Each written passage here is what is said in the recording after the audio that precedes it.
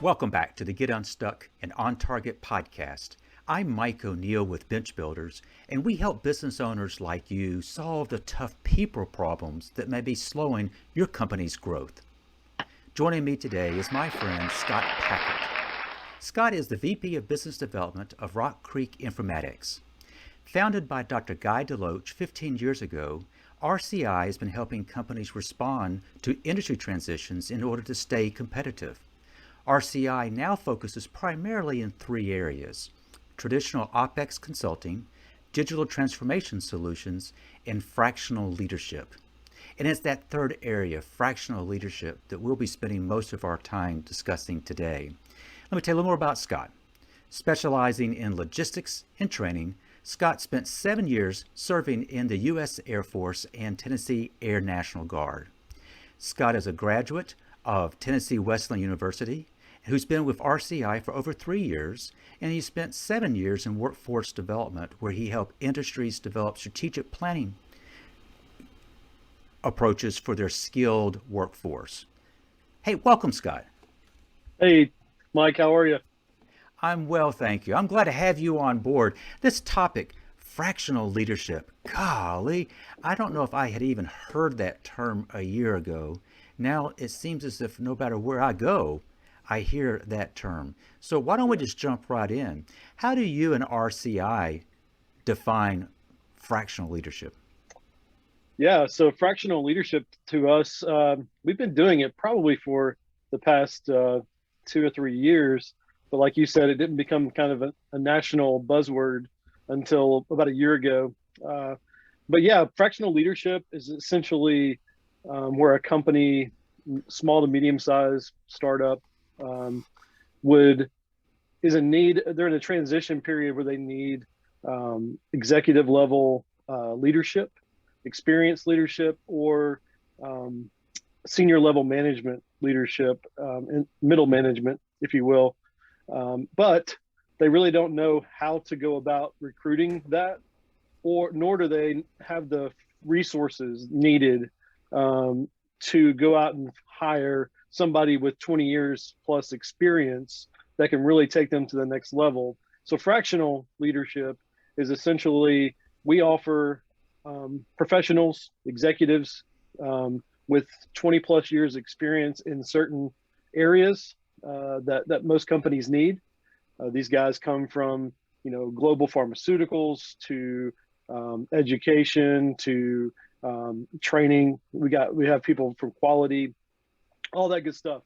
But basically, for a fraction of the cost, a fraction of the time, you get people who have been there and done that to help you meet your organizational goals. So, Scott, as I'm listening to you, I'm trying to think of how that might apply in a variety of settings. One setting Yeah. that comes immediately to mind would be organizations that are growing and they're Mm, realizing that they probably have a need for expertise, but they're not quite sure exactly how to go about filling a particular mm. need. This is a great way to kind of try before you buy, in that they can try out what that role would look like. The term fractional, I want to make sure I'm hearing correctly, and that Yeah, is, this is not someone who's going to be there on a full-time basis, that's typically. Is right. that correct? That's correct. Usually, it can be from 1 to 2 days a week to 4 or 5 days a month, or it could. We've been with one client every day for the past year and a half. Somebody's been there, so yeah, it could. It's whatever the client needs. Um, and you're right. It gives the organization, the leadership, the opportunity to find somebody to fit in and help them get there quickly.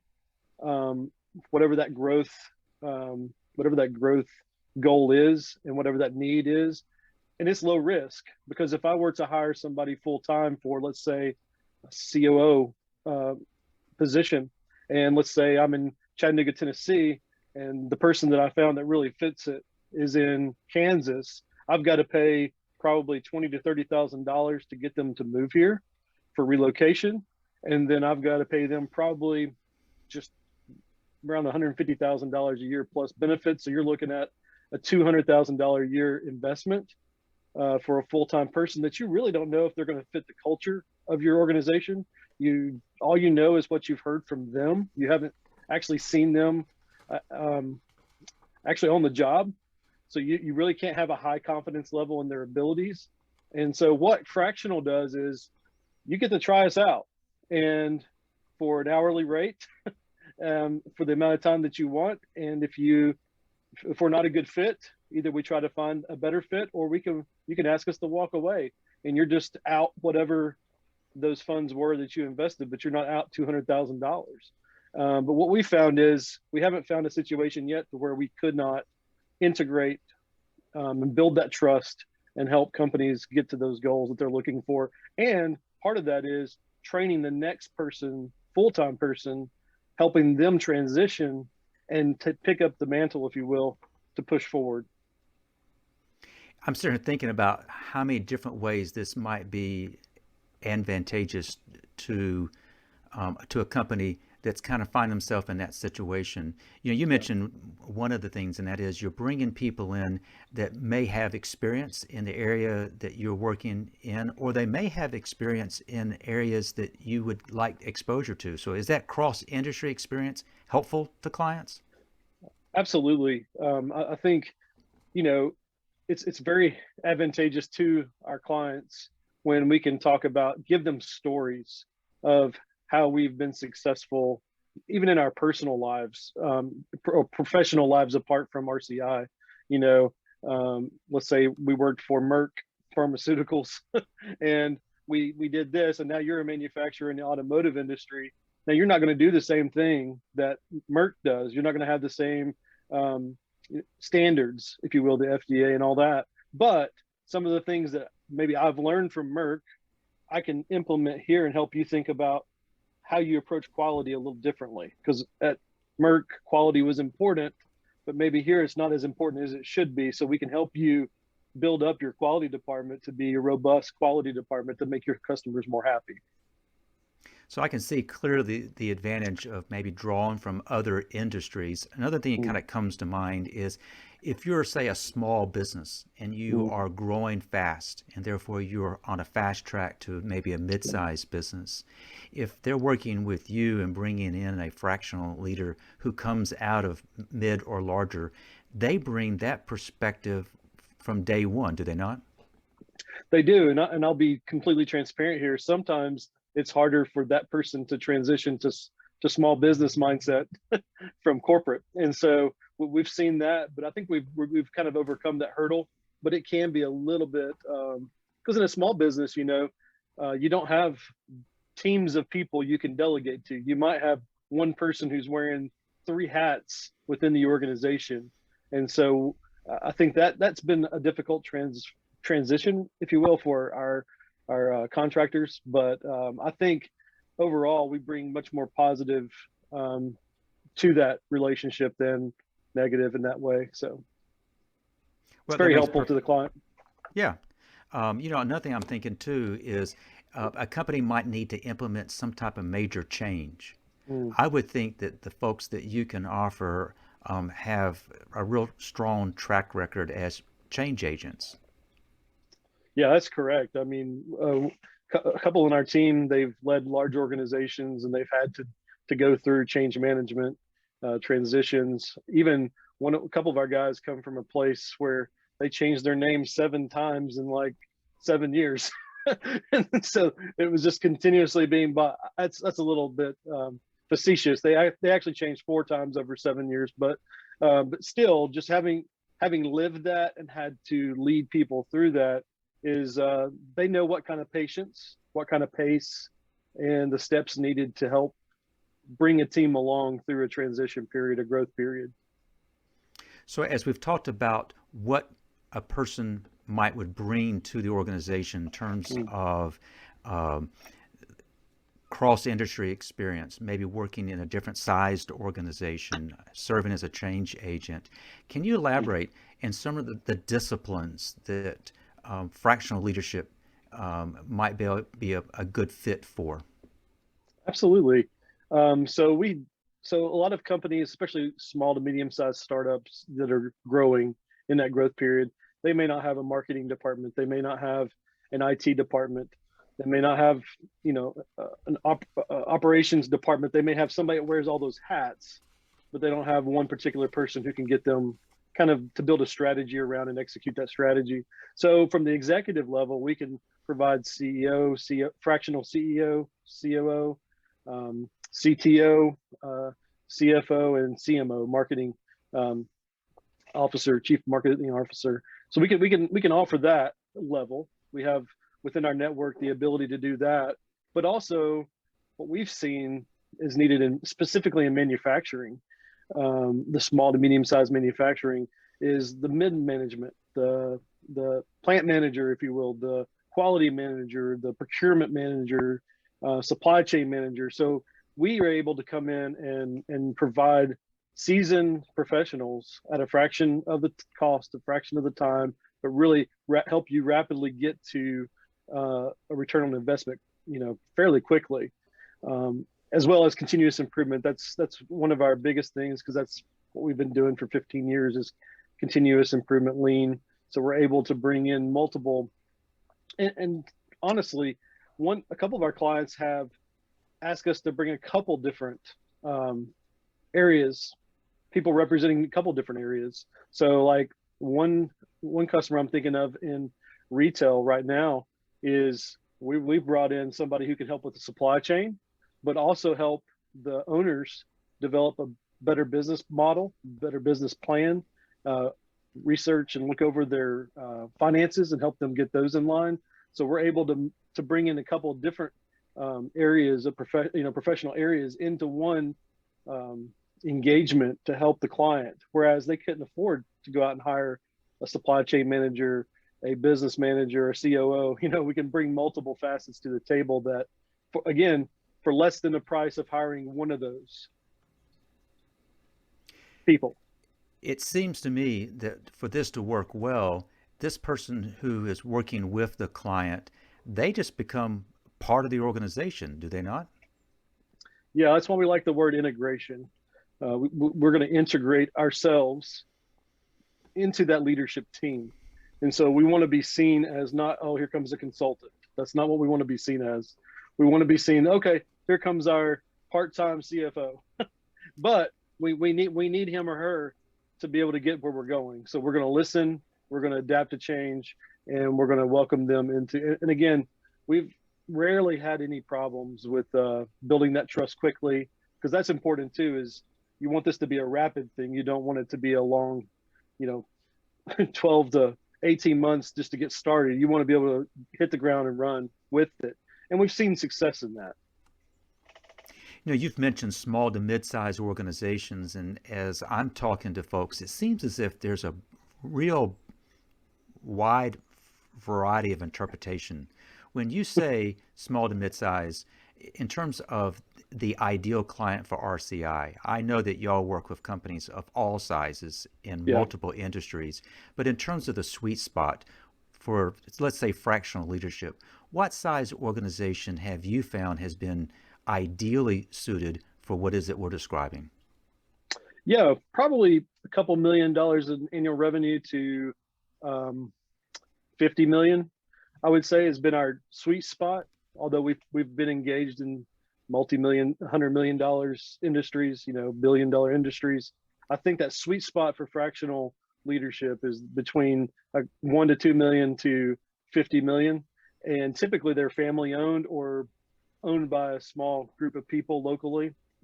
We have been dabbling into working with private equity firms, and so there's a couple of firms that are bringing us on to help with the rapid, restructuring and improvements that they need in order to get where they're going. So they are bringing you in as a company to get the numbers where they need to be. I'm assuming that's so that they can get the multiples they're looking for. Yeah. So I can see absolutely. that.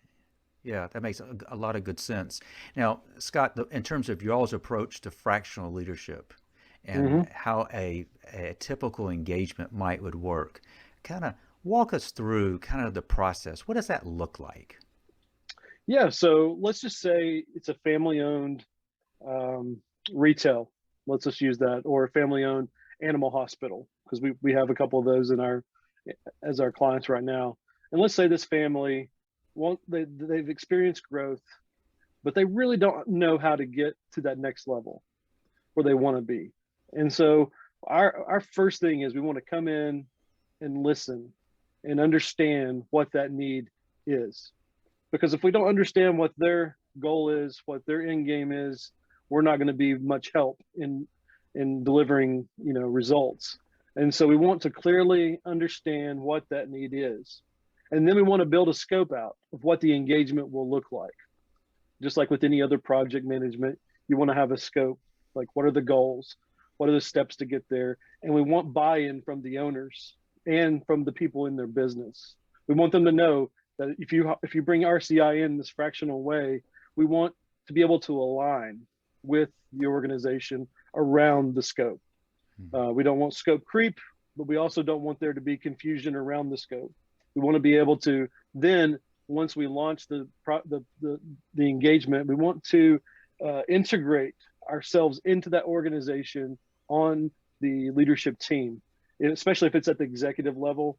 But whatever department or whatever level it is, we want to integrate ourselves in. If we're only there a day a week, we want to be a part of that team a day a week. But one thing you don't know about us is if on paper we're there a day a week, but you can still call us, text us, email us during the week. And so, because we want to help, we want to be a part of your team. And then finally, we want to deliver the results on time and in full. So we want to do what we say we're going to do. And so I think once an organization understands that, then they're much more comfortable and trust us to be able to help them get there. I introduced you as being the VP of Business Development, but I think that you have shared with me when we met last is that you've actually have taken on some fractional roles yourself. Yeah. Is that correct? That's right. Yeah. Before Christmas, I went down to help a client in Florida do some supply chain procurement stuff because of my time in the military and just some things I've learned along the way. I enjoy that scheduling, building relationships, and logistics stuff. So I was able to do that, and I've been helping another company out in Nashville over the past 6 months, basically being their procurement guy, building out their strategy for their procurement process, finding good suppliers for them to build relationships with, and instead of just going on Amazon and buying everything. So. Well, that gives you perspective that I think is very, very, very important.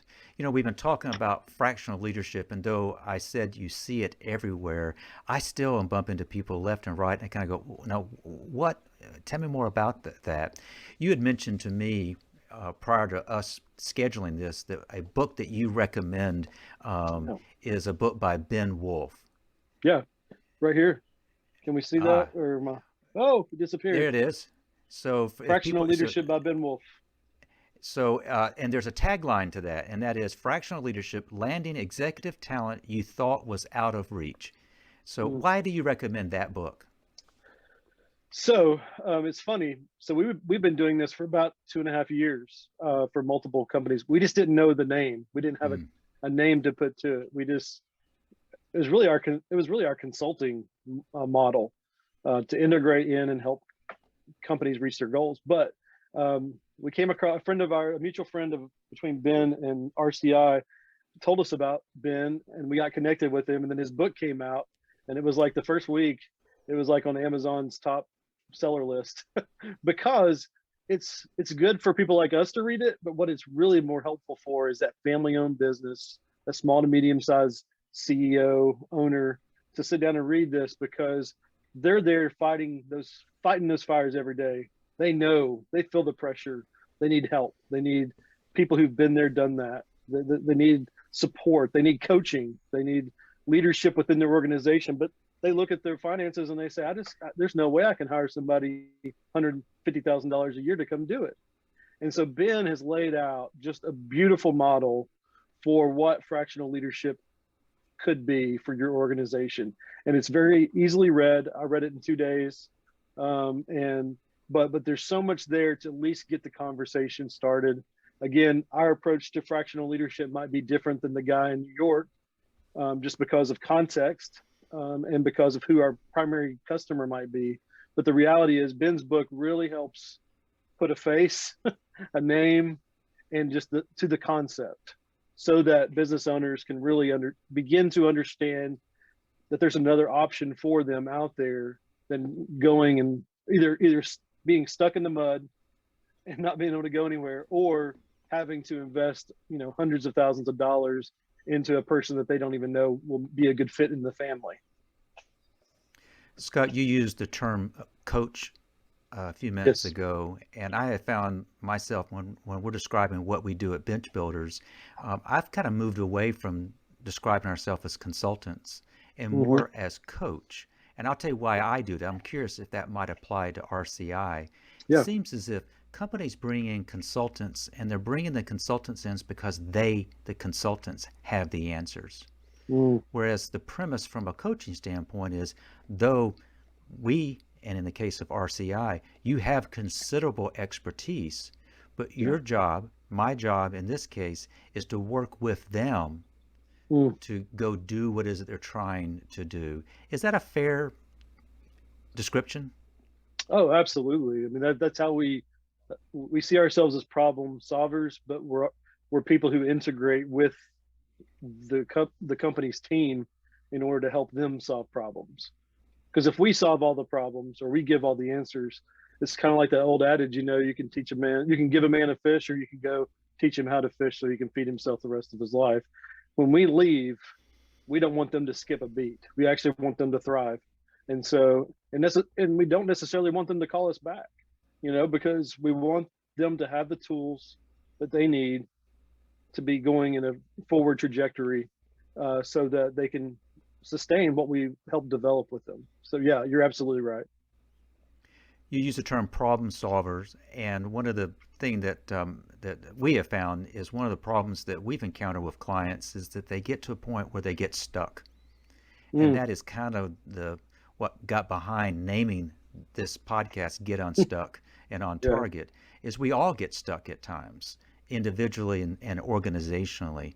Can you think of a situation where maybe a client of yours got stuck, and what did it take to get unstuck? Yeah, so for the past couple of years, we've been engaged in a fractional way with a startup manufacturing plant here in Southeast Tennessee. And the three owners, one was a banker, one was an accountant, and the other was a subject matter expert in what they are trying to make and sell. Neither of the three had ever done manufacturing before.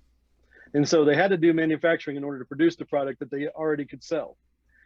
And so they brought us in. They were stuck. I mean, they had all this equipment sitting in this warehouse, sitting there, not hooked up, no air, no power, nothing. And they were already making sales, but they couldn't even run the machines, right? And so they were stuck.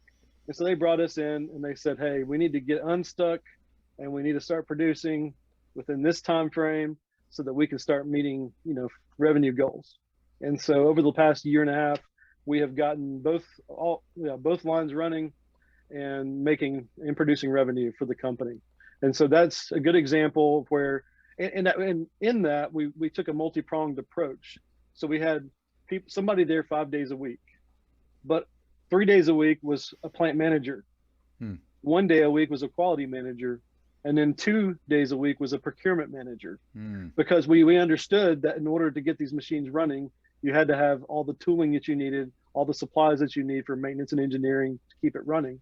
You needed somebody leading the charge, and a plant manager, developing systems, communication, getting things running. And then at the end of the day, when you're selling a product, you got to have quality systems. And so our quality manager came in and spent a day and built quality systems so that they could do good quality checks so that their customers were happy.